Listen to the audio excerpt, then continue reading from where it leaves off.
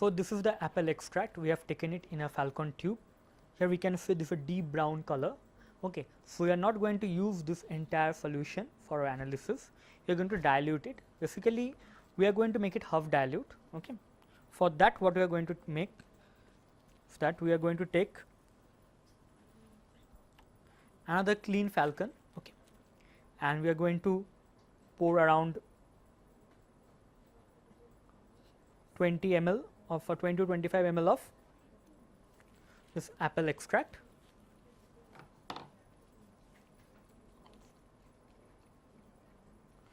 And the remaining we are going to dilute it with double distilled water.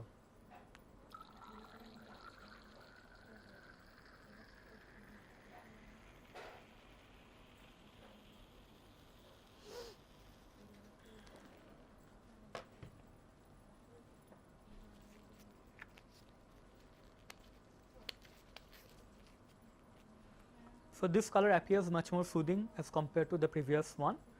So, this straw yellow colored, or rather a bit brownish yellow color solution we are going to use for our analysis.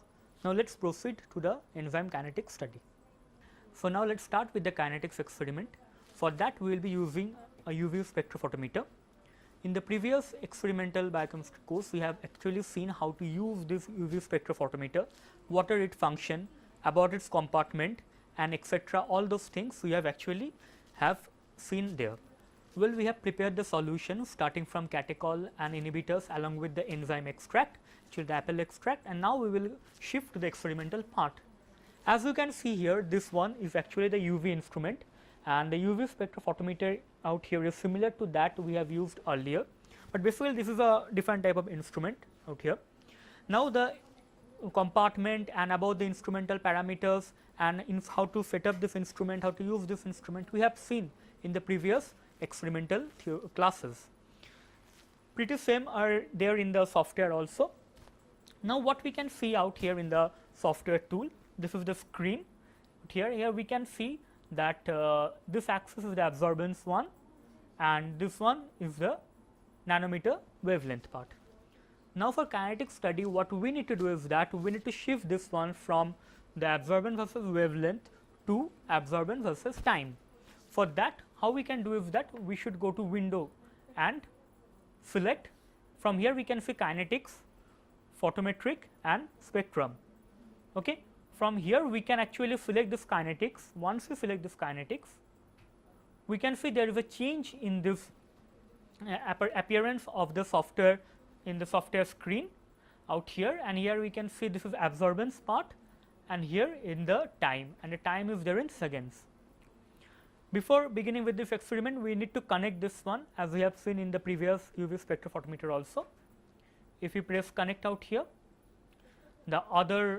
all those other parameters will get enabled. Now, one important thing is there, we need to get the parameters ready. Now, for this parameter we need to click this one M.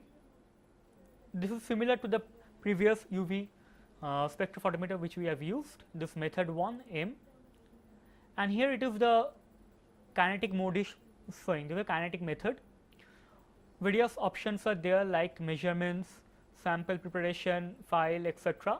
Let us see one by one what we get here. Now, here we can see in the timing mode, one is given in auto and the other is given manual. So, in manual part, what we can see is that the units basically we can change from second, minute to hour. However, for doing kinetics experiment in biochemistry, we have to generally stick to the second part. The next thing is the total time. However, the total time is taking 300. Why? Because the cycle time and a number of readings. So, this are basically if you take into account these two things, you can land up to total time 300 seconds, and these are the activity region 20 to 40. However, we are not going into manual part, we will stick to auto part, and the total time out here will be 5 minutes, which is basically 300 seconds. So, here the units are second and total time is 300. And if we are not bothering with the cycle time and number of readings out here, and the activated region is 20 and 40. This is 20 second to 40 second. These are by default, but however, you can change once you start with the experiment. We will show you later on. Next thing we need to see here the wavelength. The wavelength given in nanometer. The number of wavelengths we need to study here either single or multiple. Here WL1 minus WL2 or WL1 by WL2, other modes are also shown. However, we are interested with single wavelength, and the wavelength we are going to study is not 290, but 540, because we are going to see the effect on catechol using catechol enzyme, that is the enzyme which catechol oxidase enzyme which actually oxidizes catechol. And all other parameters we did not need to worry about. The other is the sample preparation, and these are things which we do not require out here. File options, which file we should save. So, it is pretty simple and it is same as that the previous one in the spectrum file. We can select here. We are here in this NPTEL folder, as you can see, and week 8 enzyme kinetics course, and we are giving the file name as KIN or basically kinetics. These are for your self convenience, and we are clicking OK. Now, here one thing we can see here, this is the absorbance we are showing, and we can change here from 0, and this one we can change to 1, and the time here we can see it is starting from 0 and it is going up to 300 seconds. Now, before beginning with this experiment, what we can say is that we need cuvette. So, these are basically cuvettes. The cuvettes are quite familiar. We have seen in the previous biochemistry experimental classes, where the cuvette here one side is actually clean and the other side is actually not clear and not transparent. Okay. And this cuvette we are going to use, this is actually 600 microliter cuvette. So, initially what we need to do, we need to get phosphate buffer filled in this cuvette before beginning with our experiment. Now, we will be using the phosphate buffer. The phosphate buffer we will be using is pH 7.4, 10 millimolar phosphate buffer. So, we are taken this micropipette out here, and this is the cuvette. Okay. Now, I am taking out phosphate buffer, that is 600 microliter from here, and gradually adding this in the cuvette. This whole procedure of how to add the solution in the cuvette you have seen in the previous classes. So, I am not going into details out here. Now, in the UV compartment, you know there were two chambers, one is the control chamber and other is the sample chamber. So, this one what we are going to do is that we are going to take a clean tissue paper and we are going to rub this clear side out here properly and open this lid and transfer it into the control compartment. Okay. In a similar fashion, you are going to take 600 microliter of phosphate buffer out here, clean these two sides properly and then transfer it into the other compartment, that is the sample compartment, the sample holder basically. Okay. So, the inner part of this UV compartment is pretty same to that of the previous instrument. There are two holders, one is for control and the other is for sample. We are closing this thing and moving on to the screen.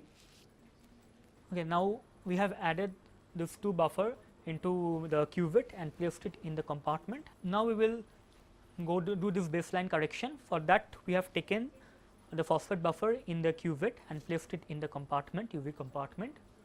Out here, we will do this baseline, and the baseline here is showing the start is actually 550 and the end is 530. And because it is scanning in the two regions, that is 550, 530, and however, our point of interest is actually 540. So, now for that let us do the baseline correction.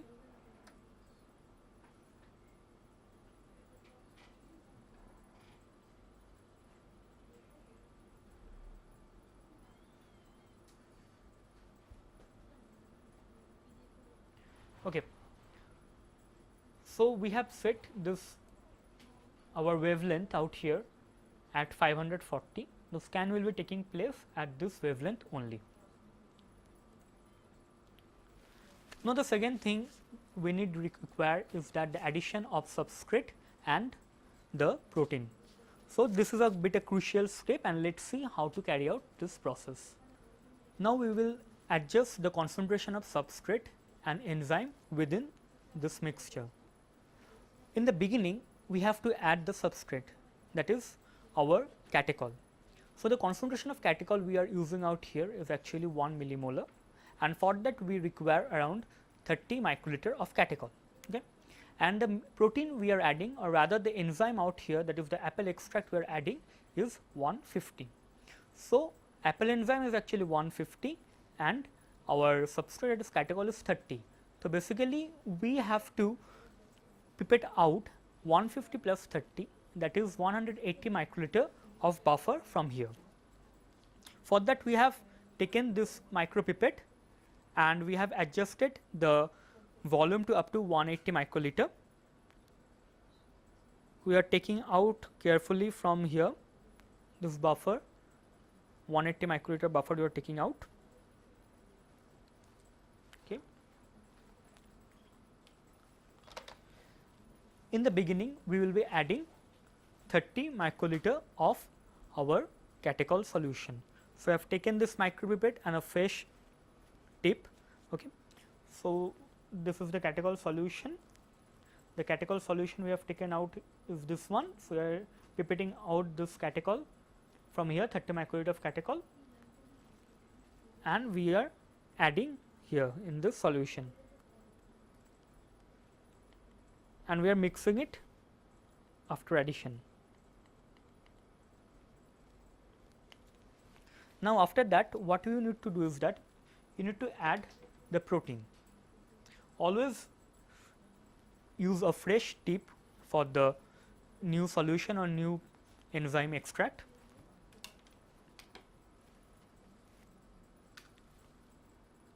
Now, the protein we are going to take is actually 150 microliter.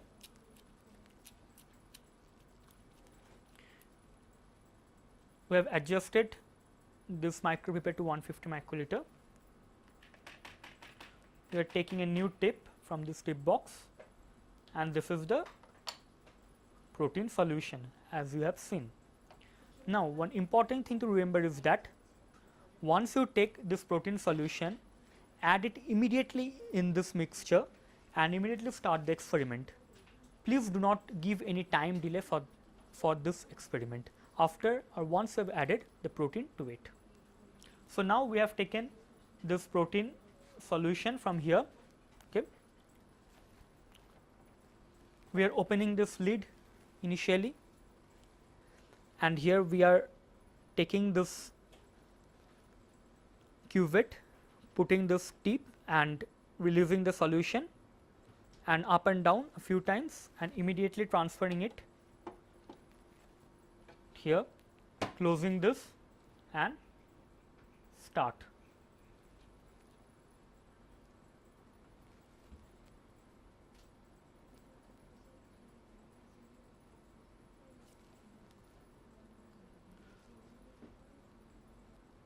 It takes some time for the absorbance to show up in the screen.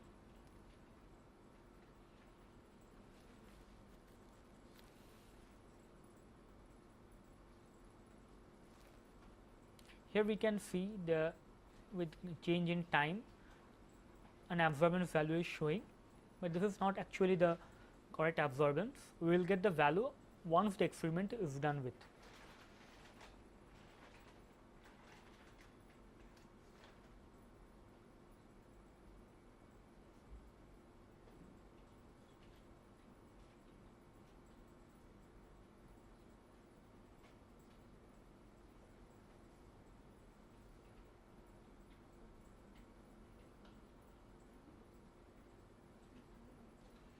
So, here we can see actually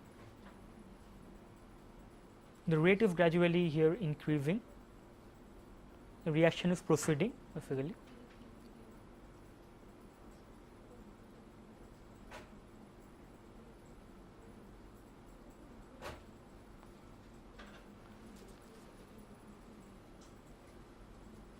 this appears to be somewhat a parabolic, where it gradually increases, but the increase is not that steep, or rather a smooth increase.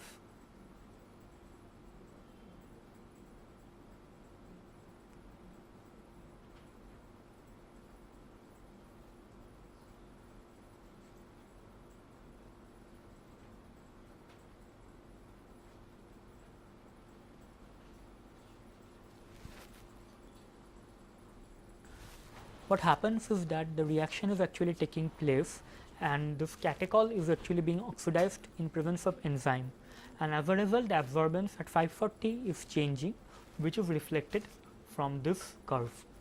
With time the absorbance is changing,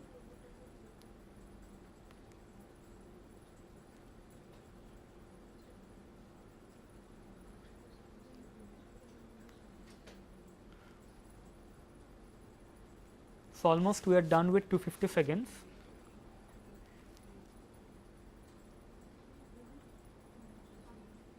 And 50 seconds more for the reaction. Now we can see here it is becoming more or less smooth out here.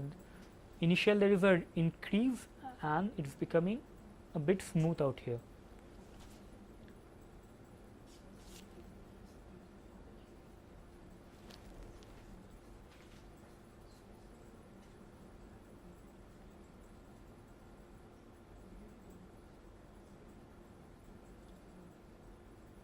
Now there is an increase in this absorbance value with time, and we will get a result after this experiment.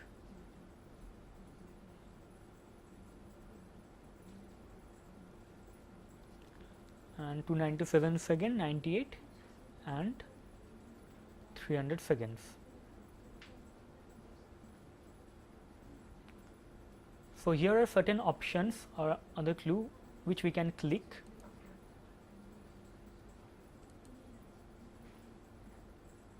Okay.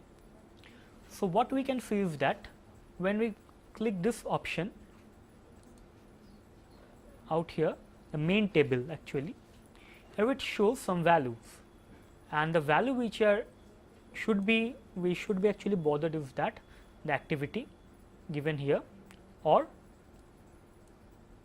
the milli-absorbance per minute. Okay.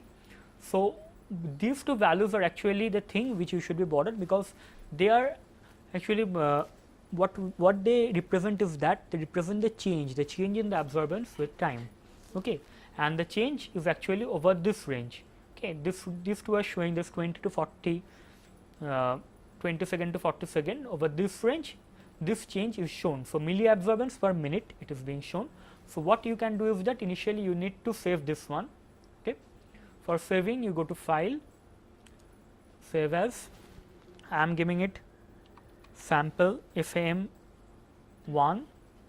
underscore catechol. So this is the first sample for catechol. The saving type is in case of time course .kin kinetics file mode, and again we can save this as a text file, that is a data printable. Whether you save or not save this one, this is not important. However, what you need to do, you need to record the time. So what I will do is that I will record both the activity, okay, and the milli-absorbance per minute. So the serial number is 1 and the activity I am getting here is 0.0576, and the milli-absorbance per minute out here we are getting is 57.6092. Okay. So I am recording this one. One important feature from this curve, as we can see, is that this is somewhat a parabolic, and it is not similar to that of the curve in case of Michaelis-Menten equation, although both are not the same, because in that case it was velocity versus substrate concentration. Out here it is absorbance versus time. Still it appears similar. However, here we can see the absorbance changes with time, which we can see from this type of curved graph. Now let us shift to the second sample, where we will be using a higher concentration of CCMP. Now we are going to use 2 millimolar of catechol. For that we require 60 microliter of catechol, and total volume is 600 microliter, and the buffer we require is 390 microliter, and the enzyme extract, the apple extract, is actually 150 microliter. Now first let us use this phosphate buffer. Initially we will be taking 390 microliter of phosphate buffer. This is the phosphate buffer. We are taking 390 microliter. Now one important thing is that after you have used this cuvette in the previous for previous sample, you have to clean it properly, so that you have to be sure that the apple enzyme is not there sticking to this cuvette. Okay. So we are removing the previously used tips, and the next thing we will be pouring out here is our catechol, that is 60 microliter. So we are adjusting this to 60.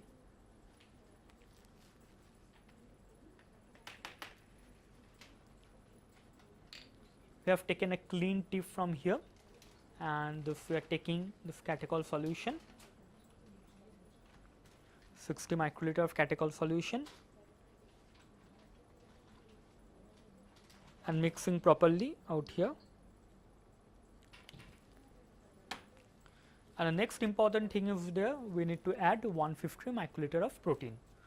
So as I have discussed previously, this is quite crucial and should be done in a rapid manner, and but be careful, don't damage this cuvette or all the things while doing it in a hurried way.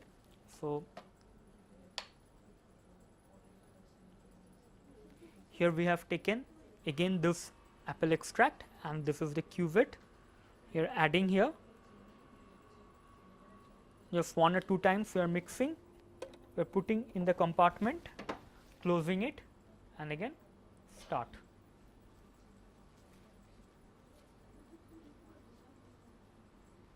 So here we can once again we can change this one,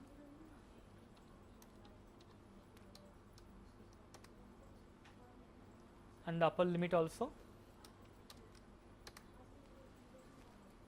Here we can see this absorbance increases once again. However, the value of this absorbance is quite higher from the previous one, since we can say the higher concentration of catechol was used here, but let us not be too sure out here, because we are bothered with the activity part and the activity value and the milliabsorbance per minute value. So the change in those values is actually what determines the rate of the reaction. For the timing, we can see that this curve is also similar to the previous one.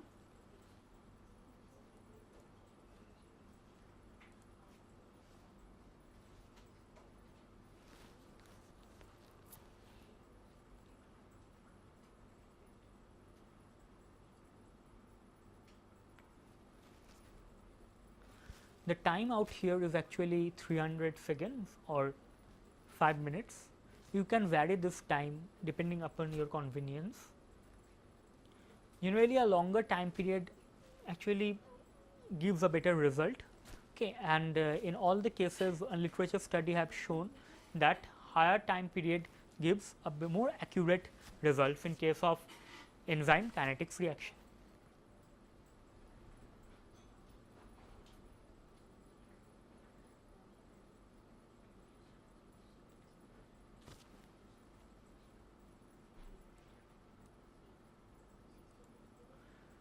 For the timing, let us discuss about this main table out here. So this one is the activity. So what is the activity? If we you have seen in your theory classes the activity of the enzyme. So what is basically the activity of the enzyme? Enzyme activity refers how enzyme is working. Well, activity depends on many factors. Activity depends on its substrate, activity depends on the type of enzyme, activity depends on the structural property of the enzyme, and many other factors out here. In this case, actually the activity depends on the substrate, because we are varying the substrate. But if we vary other parameters like temperature, pH, shall the activity change? Well, you can decide, because in the theory classes we have seen how the enzyme stability changes on pH or other temperature, and activity is no doubt related to the structural moiety of the protein.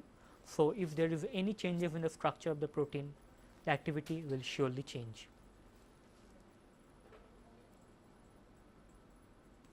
Out here the parameters like temperature and pH are all same.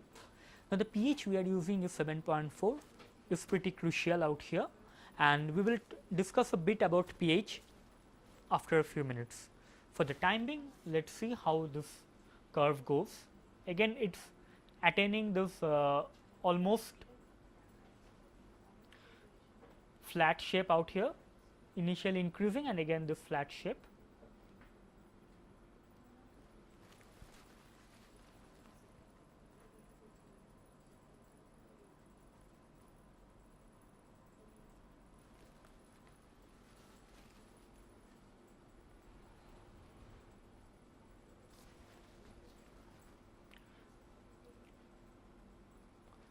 It is 244, 245 and almost more or less around 50 seconds remaining.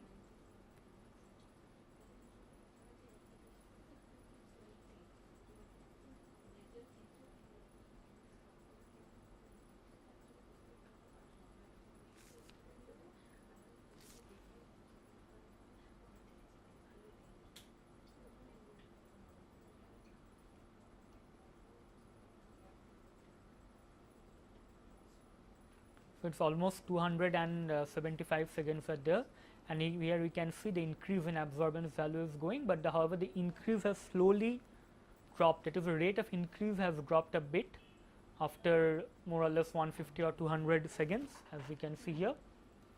It is 295 and 5 more seconds.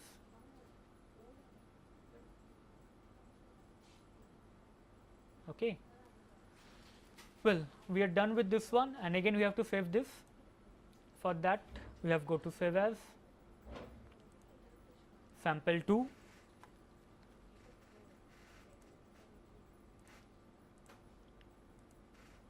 Here again data print table.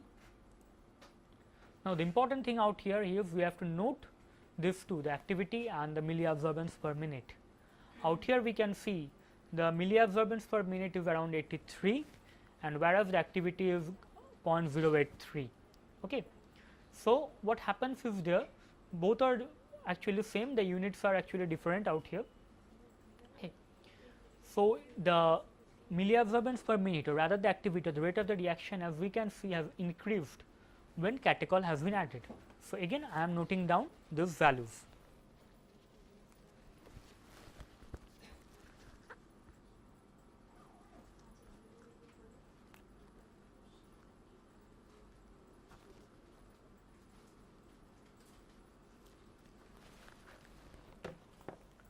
Now, once this experiment is done, we have to take out this cuvette, and if you take a closer look out here in this cuvette, although I am not sure whether this is visible or not, but you can see this is the dark brown color, or rather the yellow is very dark out here. Okay. So, it has been oxidized. Okay. So, now we have to wash this cuvette properly before proceeding into the next analysis. Now, we are done with 1 millimolar and 2 millimolar of catechol concentration. Catechol is used as substrate. Now, we will use 4 millimolar of catechol. For that, we will be taking the buffer as 330 microliter of buffer. We have fed this pipette to 330 microliter, and now we will take this buffer. Here we have taken 330 microliter of buffer. After that, we have calculated the volume of catechol required. The volume of catechol required for 4 millimolar is 120 microliter. So, we have adjusted the micropipette to 120, and we are taking this fresh tip from this tip box, and this is the catechol solution.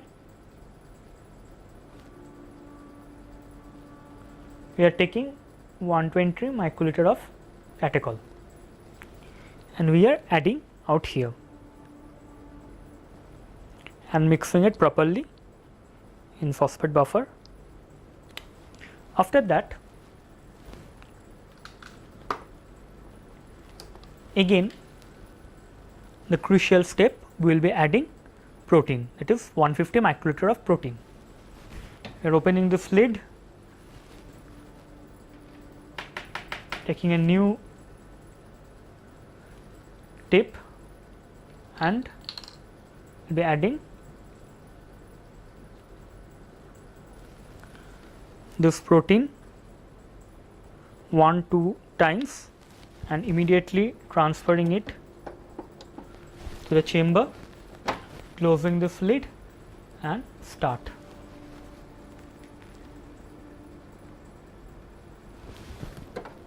Again we have to adjust this one.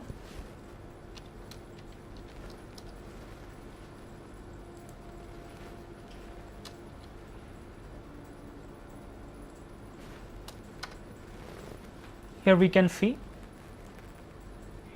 it is going upwards like this way.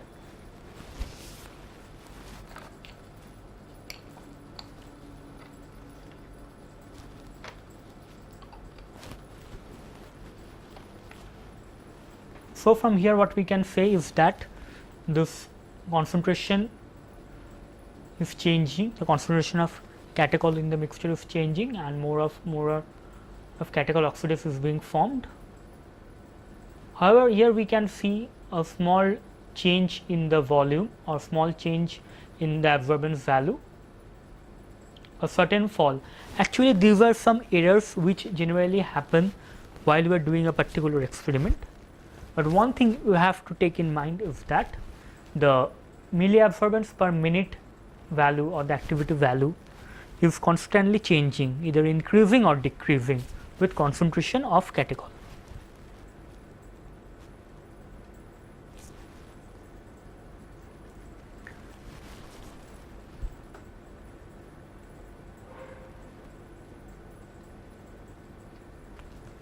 Generally, why such a fall takes place at moments? What happens is that the solution, sometimes the change or the substrate which is undergoing a change is formed at a particular place. Suppose in a cuvette, when there is a solution, it is being formed at a particular stage, in the middle stage. Okay, just assume it is being formed at a particular stage. Okay, and it is not actually being homogeneous. What happens is that when the light falls on that particular sample, what it sees is that it sees the concentration of the new product at that particular region, and as a result the concentration at that region is much higher as compared to others, and as a result the absorbance value is reported as much higher. But however, when there is actually a dissolution of that compound and the solution become homogeneous in that case, so what happens is that the absorbance value again drops because the concentration at that point again decreases and it becomes homogeneous. However, the absorbance value drops, the overall absorbance value, and however here we can see a sharp drop out here. And again sometimes bubbles are formed in the medium which might cause this change. So these are manual errors which are expected to happen once you start doing an experiment. So it is recommended often to use proper methods and proper precautions while doing this experiment.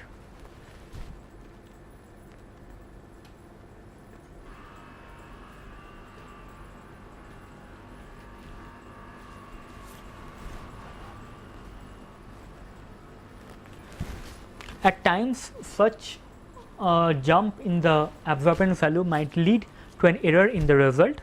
In such cases we have to repeat it again in the same procedures out here. And in other cases what you can do, you can take a large number of samples, like what you have to do, you have to actually calculate the milliabsorbance per minute, that is the velocity. Okay, why it is velocity we are coming later on. So milliabsorbance per minute we have to calculate and we have to plot it in the y axis, and the x axis we have to plot the substance concentration. So, at least you need 5 to 6 points. So, you can actually increase the number of data points to 8 or 9. Why? Because in some cases the data point for other, like for the second point, the third point might be filled with errors or something like that. You can actually omit those.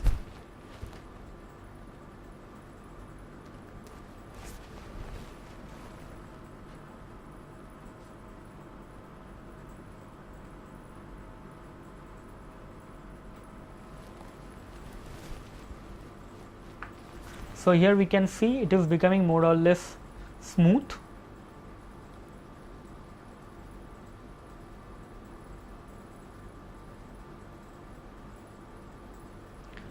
And 15 seconds remaining. Now, what we have seen out here is that the value which comes is actually lower than the previous one, the milliabsorbance per minute. Okay, it's around 75, whereas the previous one is around 83. So, some changes or problem might have occurred in that region. As a result, we are repeating this one again. We have taken the same amount of phosphate buffer and catechol, and we are adding now 150 microliter of protein solution.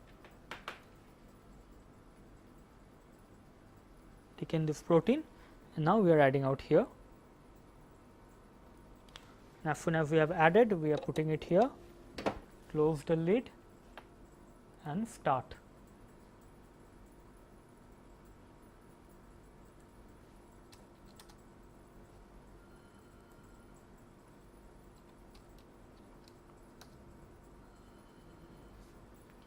Now, here we can see this is again increasing.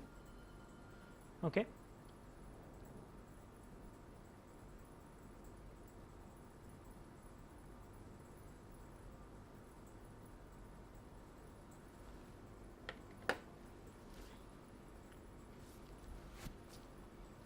Unlike the previous one, this increment has started from this range actually. So, the previous one started from here, so now it started a bit lower than that.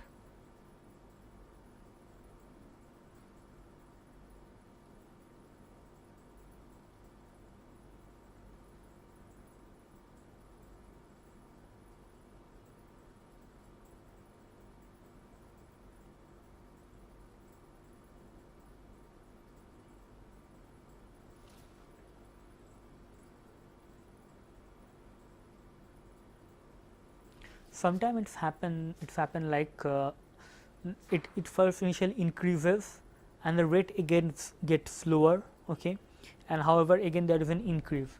So, actually unless we plot the Vmax graph, we can't actually estimate or can't actually tell how the reaction is proceeding.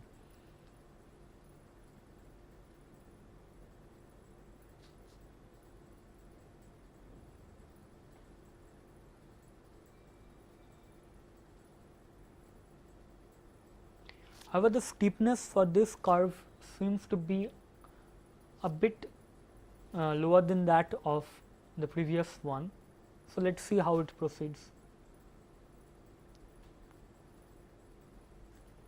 So, sometimes what are the chances of error in this reaction, in this procedure? See, while we are doing this experiment, the errors might occur because the time range for which you were giving this mixing the sample in the cuvette may not be same in all the three cases. Number two, the enzyme what you are using out here, this enzyme, okay. So, it is being kept for a long time while you are doing this reaction. Generally, the protein which you use should be kept in a very cold condition, okay. So, the enzyme, there might be some changes in the enzyme or rather in this concentration of this entire volume, okay. So, such changes are subjected to giving a defined value in case of our milliabsorbance per minute or the activity. Here again we can see it increases, but however it is coming close to this one.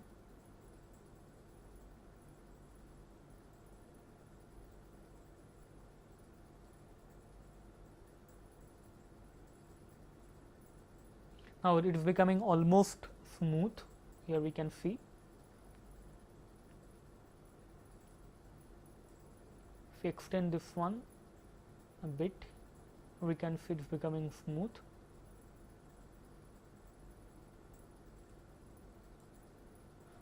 Better visualization is obtained from here.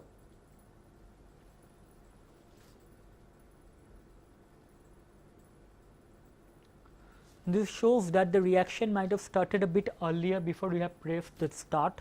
These are certain changes, these are certain errors which might occur. So, the reaction must be repeated at least 2 to 3 times in cases, so that in order to omit the result which come from errors.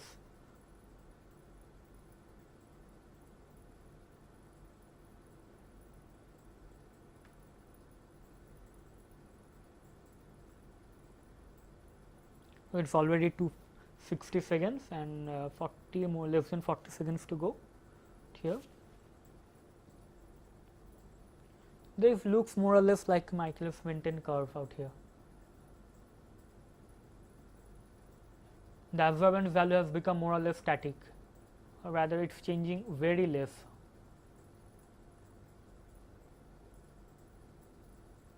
It is interesting, this plot is quite interesting.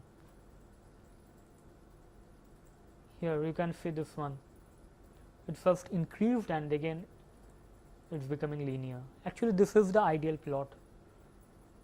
So, let us see how the value comes.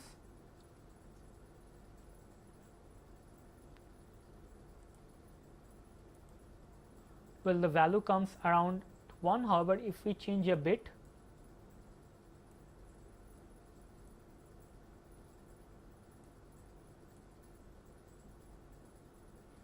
generally we can change this part, this range, okay, and we can see how this value actually changes, the absorbance value. So, we can select a region where it is very steep. This region is quite steep, okay. So, this is basically around, it is less than 20, but it is okay in a possible region. So, it comes around 85. So, here we can see the constant, the milliabsorbance per value of the activity has actually increased. So, we have to again save this one as sample 3.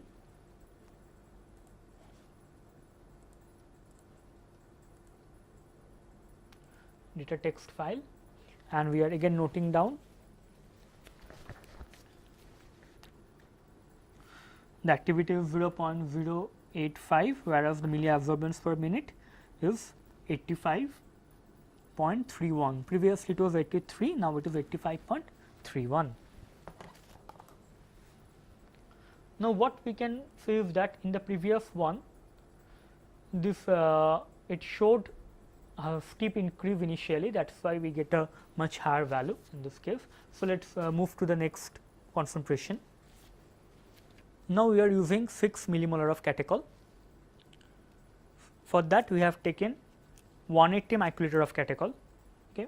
We have initially filled this cuvette with buffer. We have taken around 270 microliter of buffer and 180 microliter of catechol. So, here we are taking again a clean tip of the catechol solution.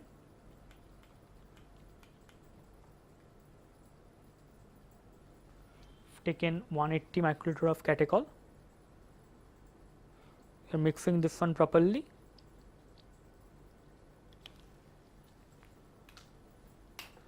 And now the prime important thing. Now, before adding this protein, I would like to clean the sides of this cuvette, because after adding protein it is better not to do all those stuffs. Okay. So, now I will just open this lid.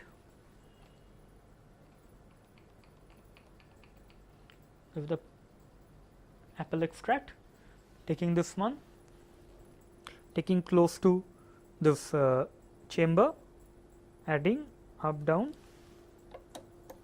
putting it inside,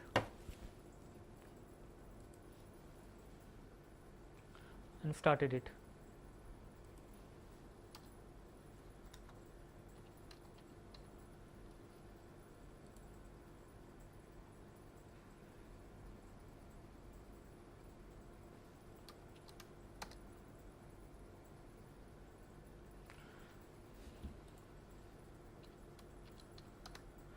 here we can see it's almost similar.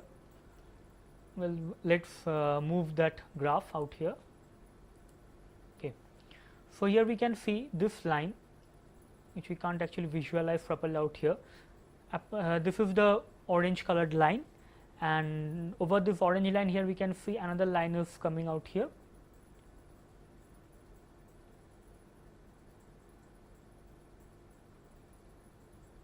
This is basically here we can see this line is going from here.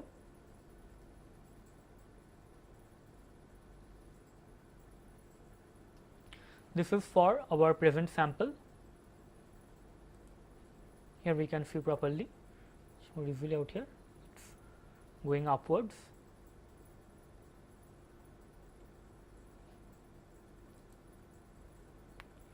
Interestingly, what we can see is that it has initially increased a bit. If we compare this one minus 0.6,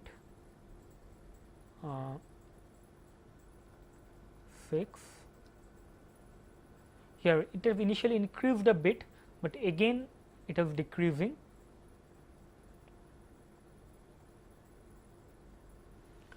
Well, what happens at higher concentration is that at higher concentration, this part is a flat part is basically the saturated part. Okay. So, saturation is happening in the enzyme. What does that means? That actually means that the enzyme, or rather this one, this catechol oxidase enzyme, the active side of the enzyme is getting occupied by the substrate. Now, as the substrate concentration is increasing, all the proteins are getting, all the active enzymes, the active side of those enzymes are getting occupied. So, initially it is showing an activity, but however, since it is being saturated, all the active sites are being filled up by, or rather occupied. So, it is getting saturation at an early stage here. So, if we can compare the saturation from these two, we can see for the sample with around the blue line, as we can see the blue line, here we can see the saturation is not that much prominent out here. It is getting saturated after 3 minutes or something, or rather 300 seconds or something like that, but however, saturation is not coming out here. On the contrary, we can see as we have increased the concentration of the substrate, that is from 2 millimolar to 4 millimolar, this one is getting saturated out here, and from here we can see it is getting saturated almost around, if we could have drawn this a line out here, you could actually imagine it is getting saturated around 100 seconds. This one is the time, this is the second, around 100 seconds it has become saturated, or over than the, or more than a bit more than 100 seconds, that is the orange line. However, talking about this deep brown line, which is being operative currently for this sample for 6 millimolar, we can see saturation has been started before 100 seconds. So, it is an interesting thing.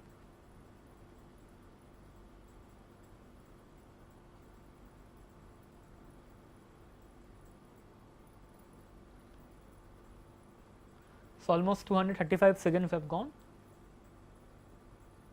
and it is hardly moving. Here we can see the absorbance value is becoming static, slightly moving, or it is more or less static,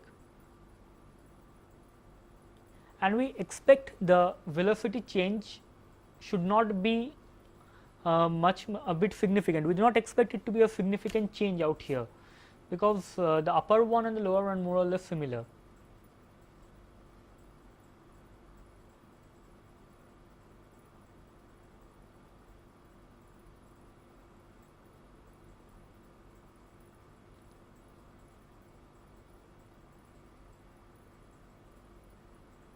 So, it is 280 seconds and more than 280, around 15 seconds remaining.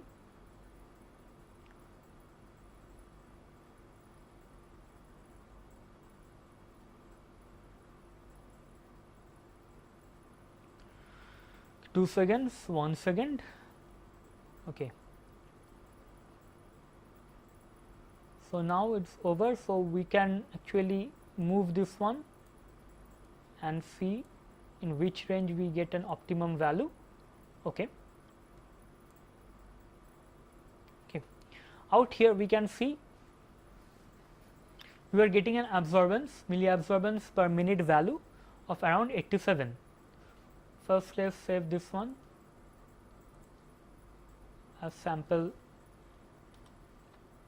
4.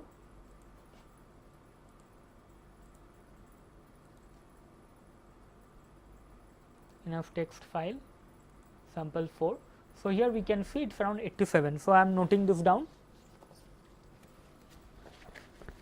For 6 millimolar for sample 4 it is 0.087 activity and the milliabsorbance per minute is 87.43.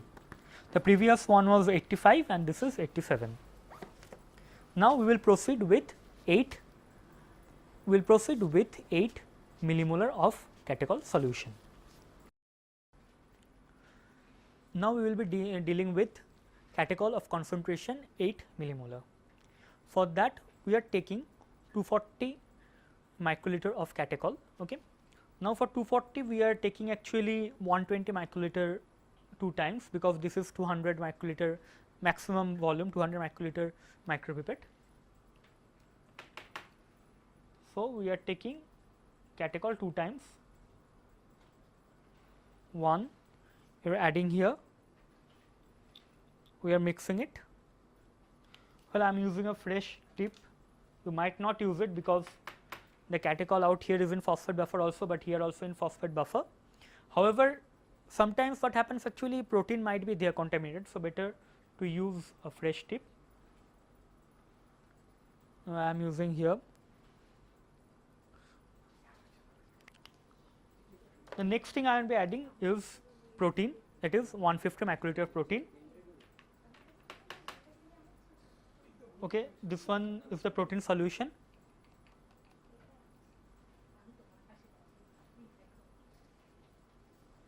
Well, I have taken this protein solution out here. Before adding it, I am cleaning the sides of the cuvette.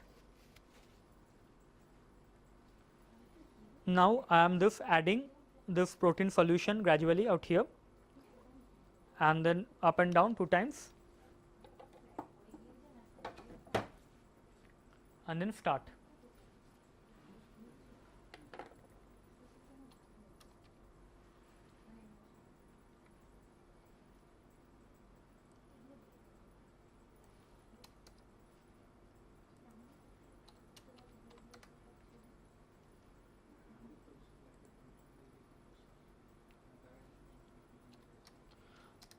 Well, here we can see this one is increasing, this value should be minus 0.6, yeah, it is better. So, here it is increasing and let us see what happens.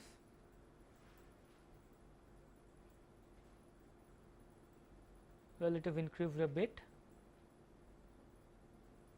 I am talking about this part, the one in violet, here this one. Okay. I think we are again getting this interesting result. It has increased a bit, now it is becoming a bit smoother.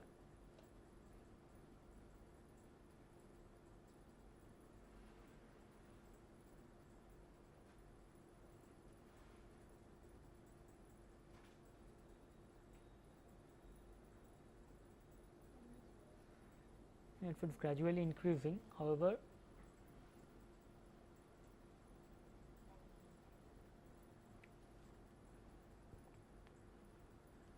more or less what I can predict or what we can see from here is that it has become more or less flat, and now it is intersecting with the previous one. If we remove others from here, here we can see that it has become almost in a plateau type of shape. Okay. And the interesting thing what we have seen in the earlier case, this saturation is becoming less than 100 seconds before 100 seconds. However, in here the saturation is coming, I mean at a value which is lower than this one, because here we can see at this point for the brown one, let us increase the resolution 0.4, okay, 0.4 minus 0.3, okay, fine. So, here we can see here at this point, okay, at the point where the cross this junction is occurring. At this point the saturation has started forming for the previous one, that is for this deep brown color, but however in this case the blue line or the violet line we can see the saturation has started somewhere around here, which is around 50 or something, 50 seconds or something. So, this shows that the saturation has being formed at an early stage when concentration is increased. So, we are predicting for like 4 millimolar or 6 millimolar the saturation is coming, and again for 4 millimolar let us see what it is. Here we can see the saturation for 4 millimolar is something at this point, for 6 millimolar it comes around this point, 4 millimolar is over 100 seconds basically in a quantitative way, over 100 seconds. For 6 millimolar it is just less than 100 seconds. Okay. However, for this 8 millimolar what we are getting, it is around 50 seconds. Here we can clearly see this one. So, this is quite sure that what actually happens is that protein are there in the medium or the enzymes are there which can actually cleave or catalytically oxidize this catechol substrate. Okay. Now, what happens is that if the catechol substrate is increasing, okay, and if the catechol substrate is increasing, then all the active sites are getting blocked, as I have discussed, or rather all the active sites not blocked, all the active sites are getting saturated, and as a result the saturation is coming at an early stage. So, as the concentration is increasing, more and more enzymes are getting saturated. So, the number of free enzymes are decreasing. As a result, the saturation is coming at an early stage. Now, what we can do is that we have started with 1 millimolar. So, we can actually shift to 0.5 millimolar. Okay. So, we can see how this comes for 0.5 millimolar.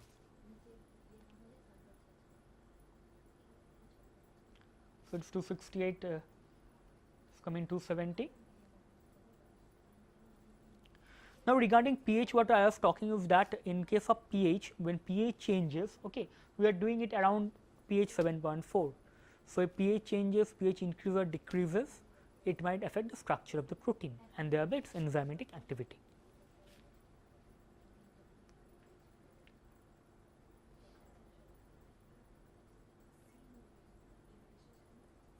Well, it is 300 seconds is there,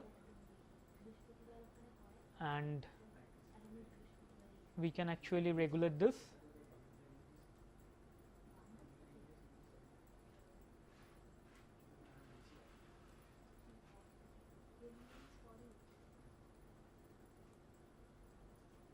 We can actually alter or rather select a particular concentration, a particular range where we have to actually select the activity.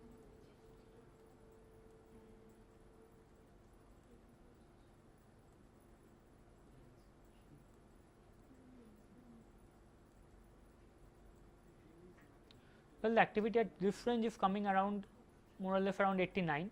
Okay. So, I am noting this down for 8 millimolar 0.0897 and 89.668. Now, I am doing this with 0.5 millimolar of catechol.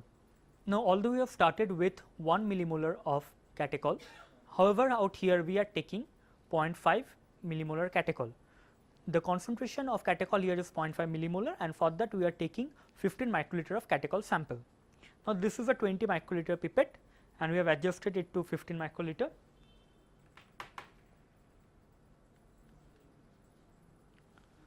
Now, I am taking this one, adding this 15 microliter of catechol, and after that I will be taking this protein once again.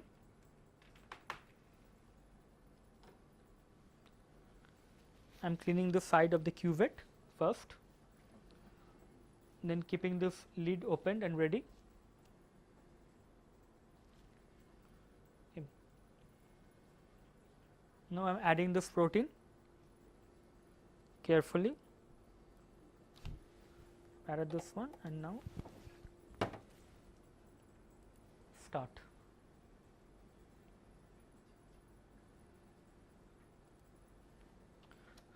.6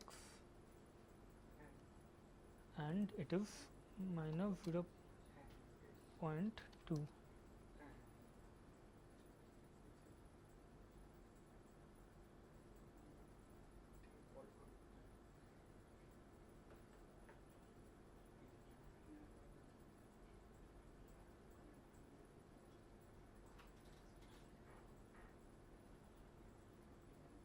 We have completed the kinetic analysis, that is the enzyme kinetic study of catechol oxidase, or rather the apple extract along with catechol.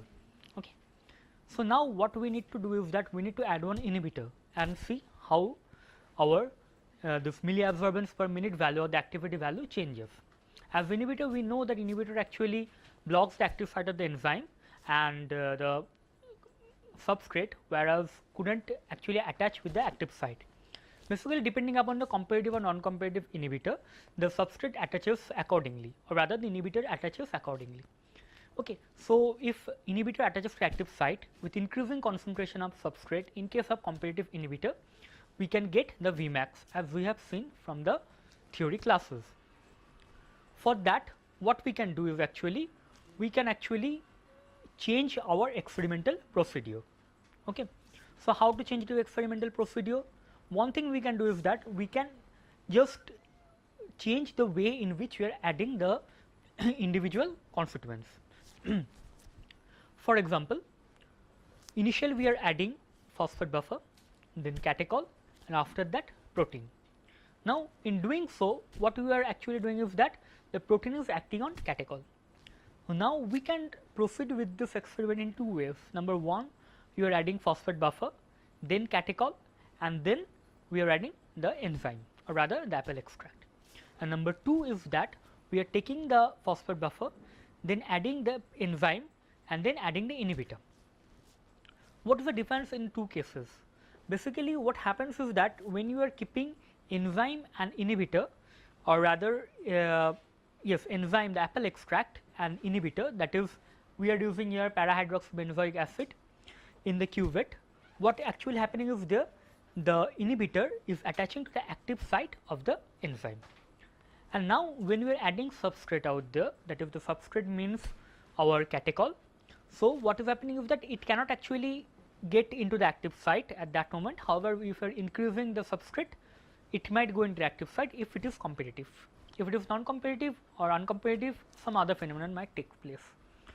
On the other way, what happens if we add this inhibitor and catechol both at the same time in the cuvette, and then enzyme we are adding.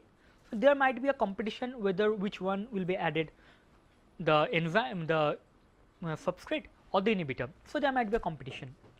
Both processes are equally accepted, and all the experimental data which are carried out in this research activities, both processes have been tried out. There are sometimes failures, sometimes some positive feedback from all these procedures. Now, in this case, what we are going to see, we are going to take the normal procedure. What is the normal procedure? We are taking the enzyme, we are adding the inhibitor to it, and we are keeping it, and after that we are adding the substrate.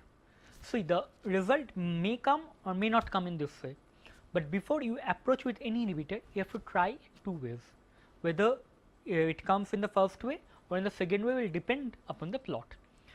In our case, we will go with the first way, in which we are taking this cuvette. Okay. In this cuvette, we will be filling the phosphate buffer first, and after phosphate buffer we will be adding enzyme, and after enzyme we will be adding the inhibitor, that is hydroxybenzoic acid, and after that we will be adding catechol. Okay. So, let us proceed with the analysis. Okay. The concentration of inhibitor we are keeping here is around 0.8 millimolar, or it is around 1 millimolar or something like that. So, it depends upon the concentration of inhibitor. Outer the inhibitor is around 0.8 millimolar, and for that we will be taking 50 microliter of inhibitor. But before that, we have to take the phosphate buffer. The phosphate buffer we will be taking out here is actually 370 microliter, and the catechol concentration out here is 1 millimolar, like the previous experiment.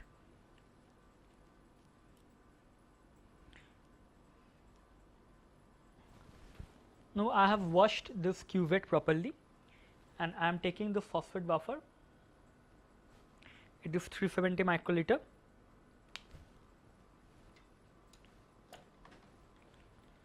Then I will be adding the enzyme. It is 150 microliter of this enzyme.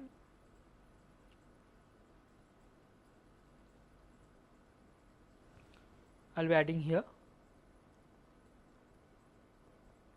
So, until and unless you add the substrate catechol, the reaction won't start theoretically. Okay.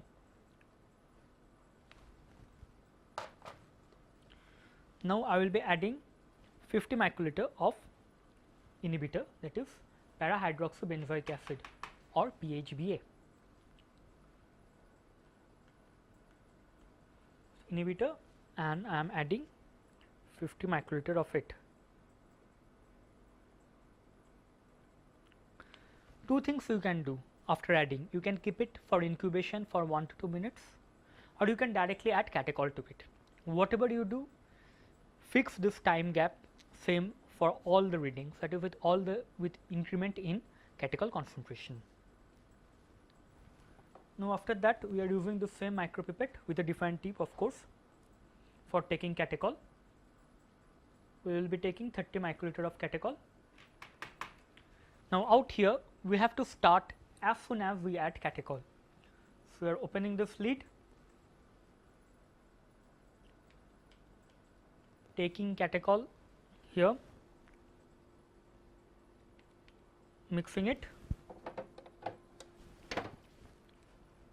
and start.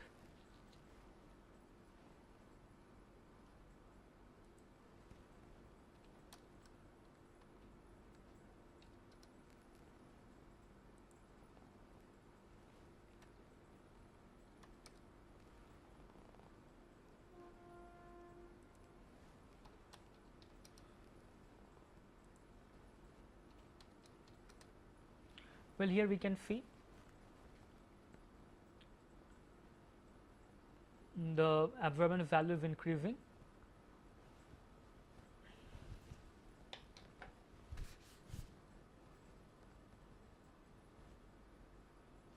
The main thing we have to consider out here is the milliabsorbance per minute, and this is actually the velocity. Now, when we are plotting this experiment, so what we are doing, you are taking the velocity in the y axis and substrate concentration in the x axis. From plotting Michaelis-Menten equation, from where you can get the Vmax value and the Km value. Okay, the Km value is better from Lineweaver-Bach plot. However, Vmax value you can get from here, and for that what you will be doing is that we are in the velocity. So what is velocity? Velocity is the rate of a reaction, as we know. And what is the rate of the reaction? It is actually, rate is the change in concentration with time. So rate means with time. So rate of reaction means change in concentration with time. However, here we are not measuring the concentration, we are measuring the absorbance. So why change in absorbance is referred to as rate? Because as we know from Lambert's-Beat law that absorbance depends on concentration. Okay, A equal to epsilon into C into L. So A, that is the absorbance, is directly proportional to the concentration. So the change in absorbance basically indicates the change in concentration. So the absorbance, for taking the rate, we can take C2 minus C1, that is the concentration for at time 2 minus the concentration at time 1 divided by T2 by T1. Instead of C1 and C2, here we can take A2 and A1, that is A2 is actually the absorbance at time 2 and A1 is the absorbance at time 1, and this is actually what is giving milliabsorbance per minute at this time is actually the velocity, that is the change in absorbance with time. Now apart from that, what you can do for this is that this value is being provided by the software, but if you want to wish to get a much better results, what you can do is that you can take a particular time range from here and you can actually subtract the absorbance manually. From the text file you can get the absorbance for a particular time, you can actually subtract it, and for the change in absorbance or change in time you can also do it manually. What previously in previous instruments which did not have such facilities, they used to do it in this way, where they manually used to plot it and from there they used to take those values and calculate the velocity. Now, here we can see this is increasing with time, which indicates that there is a change in the concentration of the component which is being formed. Okay. So, actually here it is increasing, this means the component is being formed, that is the oxidation is being promoted more and more, and the enzyme is acting on it.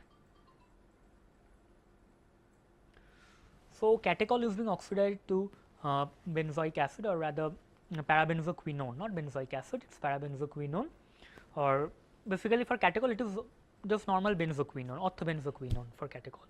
Okay.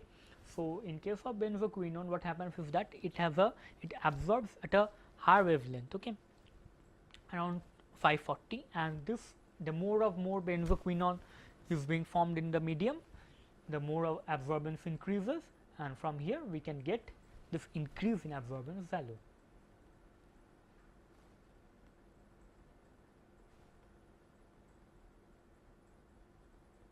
So, almost 250 seconds have passed.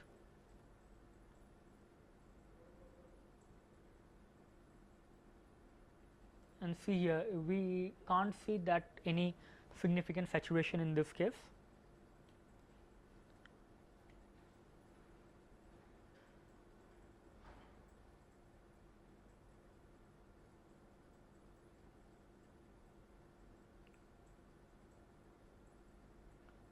However, the value is not that much increasing, saturation might be coming out here because the change in absorbance is not that much prominent in this case.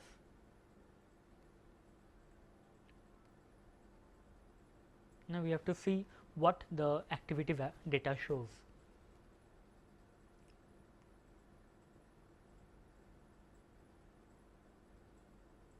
Well, interestingly, we can see here the milliabsorbance per minute reported out here is 34, okay, which was in case without inhibitor it was 57. Okay. So, what we can see is that in presence of inhibitor, the activity or the rate has decreased. Here you can see the activity, it is 0.0342, and here the activity is 0.05. Okay. Of course, 0.05 for the enzyme was much greater without inhibitor, whereas in presence of inhibitor have decreased to 0.03. So, again we are noting down this value. In presence of inhibitor with pH A para-hydrobenzoic acid, for serial number 1 we are getting an activity of around 0.0342 and milliabsorbance per minute, which is 34.21. Now, we will keep the concentration of inhibitor same out here, and we will vary the concentration of substrate, because when we are plotting the change in the concentration of substrate. Sometimes people might do it by mistake, instead of changing the concentration of substrate they start changing the concentration of inhibitor, but never do that. Always we are bothered with the rate at a particular concentration of the inhibitor. So, out here the concentration is 0.83 millimolar, and we are changing the concentration of catechol now. Next we are taking 2 millimolar of catechol. For that we will be taking 340 microliter of this buffer, phosphate buffer 340 microliter, and taking in this cuvette, and now the amount of inhibitor, it is PHBA, is 50 microliter. So, it should be same, but before that we have to add actually the protein, and is 150 microliter. We have taken 150 out here, and this is the protein, and adding 150 microliter.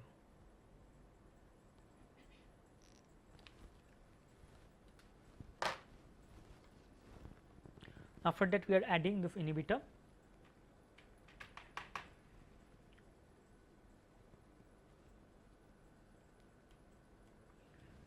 microliter of inhibitor, and kindly mix it carefully.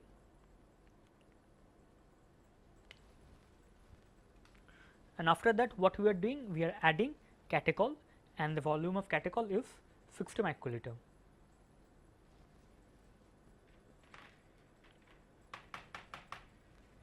So, before adding catechol, once again what we should do, should keep this lid open,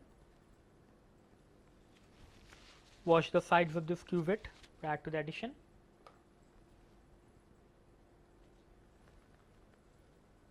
and take catechol and bring this close to this sample compartment, add this one,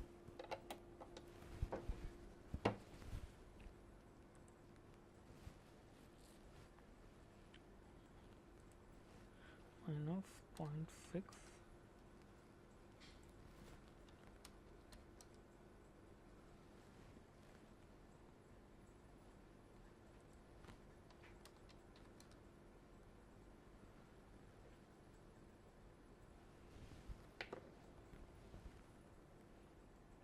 Well, here we can see it has started increasing, but the value is a bit lower than out here. But as we know, as we have said earlier, that in the absorbance might start increasing from a lower value or higher value depending on when you are keeping the sample, because at all the time at the same time you are not keeping it here.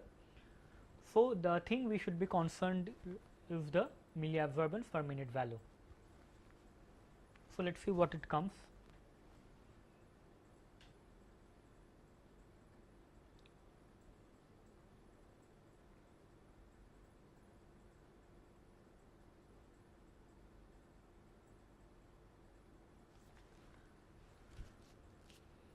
Now, we can see here this one is increasing a bit, and it is coming close to the previous one, the previous line.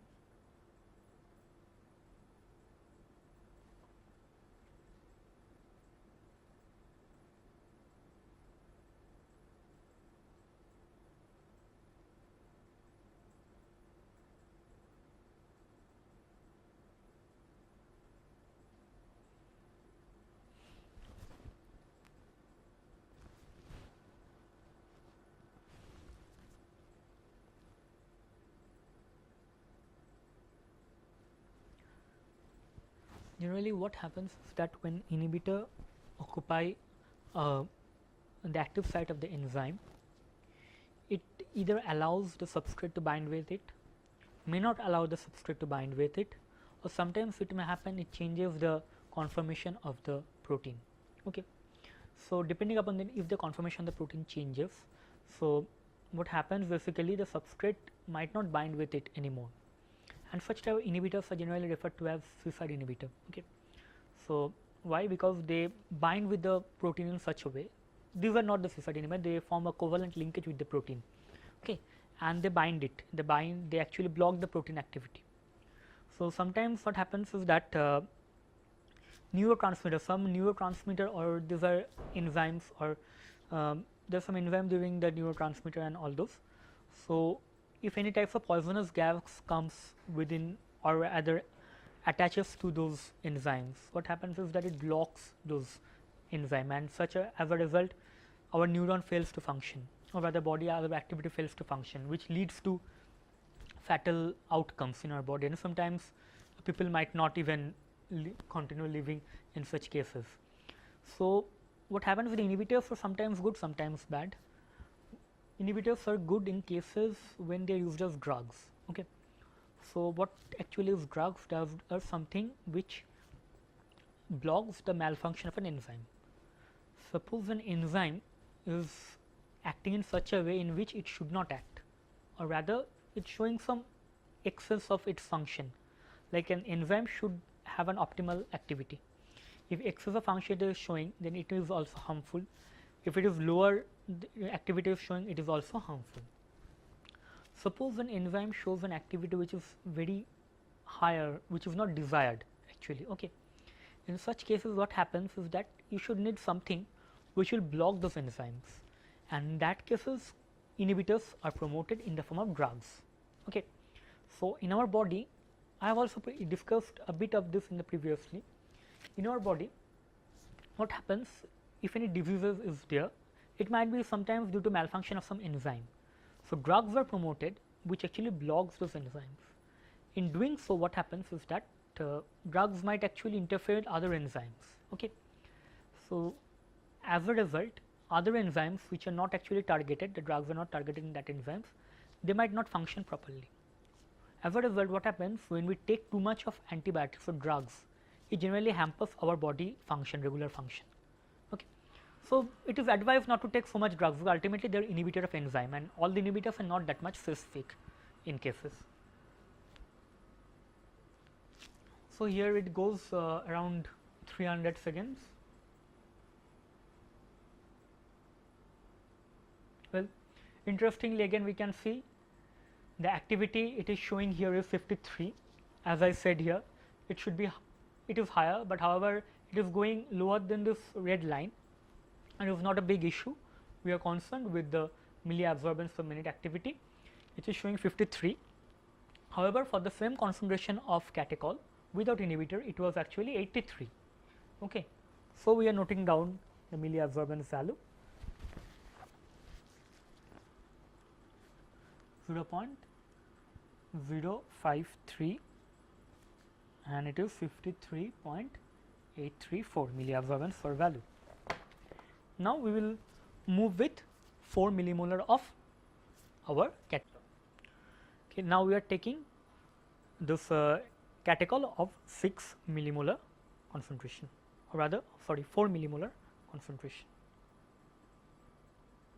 For that, we are taking 280 microliter of buffer,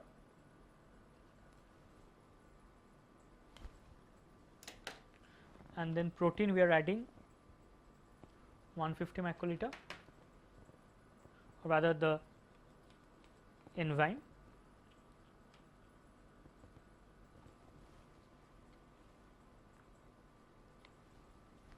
and now we will be adding 50 microliter of our inhibitor.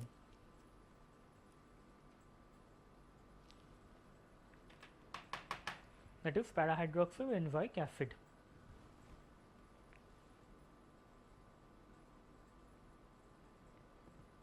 We have mixed it properly, and the catechol we require out here is actually 120 microliter. So, we are fixing it to 120.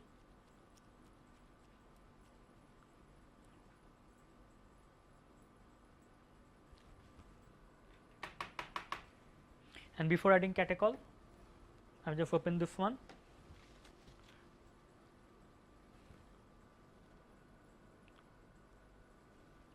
Taken this catechol 120, I am adding here 1, 2 times, done. Close this lid and start.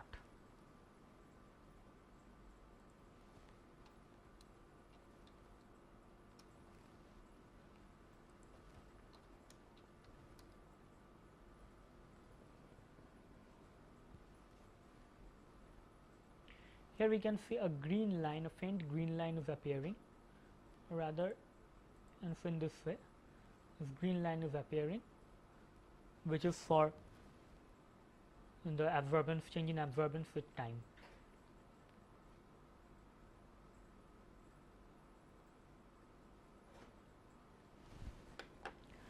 Basically, we have to go on like this for a particular concentration of substrate. You have to add a particular concentration of the inhibitor. Now, it is better not to take the substrate concentration which you have not used without inhibitor part, because in the first part, suppose I have taken 1 millimolar, 2 millimolar, 4 millimolar catechol, and for inhibitor, when we are taking with inhibitor, we are taking 1 millimolar, 3 millimolar, 6 millimolar or 5 millimolar catechol, which was not there in the first set. So, what happens in this case is that you cannot actually properly correlate. Well, you can get a proper experimental data also, but you can't actually correlate like the way we are doing out here. It is better to take those concentration of the substrate in presence of inhibitor, which you have taken earlier without inhibitor. So, here you can see there is a small fluctuations out here. Basically, what happens is that this experiment is good. Why? Because we are actually seeing something which we regularly observe, but we do not, or rather cannot quantify, because we never ask anyone that okay, you are seeing apple is getting oxidized and turn brownish. tell me the rate at which it is getting oxidized. Well, people won't answer you such questions also, and because they don't have this UV setup. Well, you can actually get answer by yourself by doing this simple experiment, where you don't have to buy expensive enzymes or expensive protein, or this catechol is also very easily available, and you can actually get this apple extract in the easy way, and it looks good basically. However, some drawbacks of this experiment, what you can actually think of is that in a particular fruit there isn't only one type of protein, or rather one type of enzyme in the apple extract. There may be multiple enzymes are there in a fruit. Okay. So, the action of different enzymes on this substrate is not at all evaluated in this case. What we are getting the result is the combination of different enzymes on catechol. It is not the combination of only catechol oxidase on this enzyme. Okay. Number 1. And number 2 is that we do not know the concentration of catechol oxidase out here, because we have taken a particular amount of apple from this case. So, we need to actually quantify the amount of protein we are adding. When you will be doing any enzyme kinetics with whatever enzymes in a phenylalbumine or say in ribonuclease, you need to know the concentration of the enzyme. Okay. So, concentration of enzyme is very much required out here. These are few of the drawbacks, and there is another drawback out here is that when you are adding this, or rather I am not telling about this experiment, where the entire kinetics step is that when you are adding all this, you have to completely take a monitor of the time you are adding. So, manual error might occur. It is expected that manual error might take place in this way. So, in order to avoid those manual error, some other techniques should be introduced in order to study the kinetics. Okay. So, here we can see saturation has started occurring.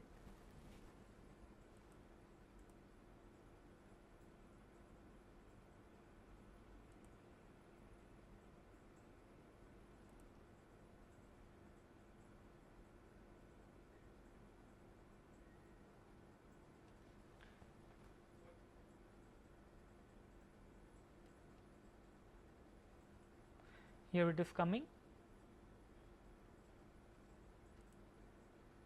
So, this one for sample 3. Okay.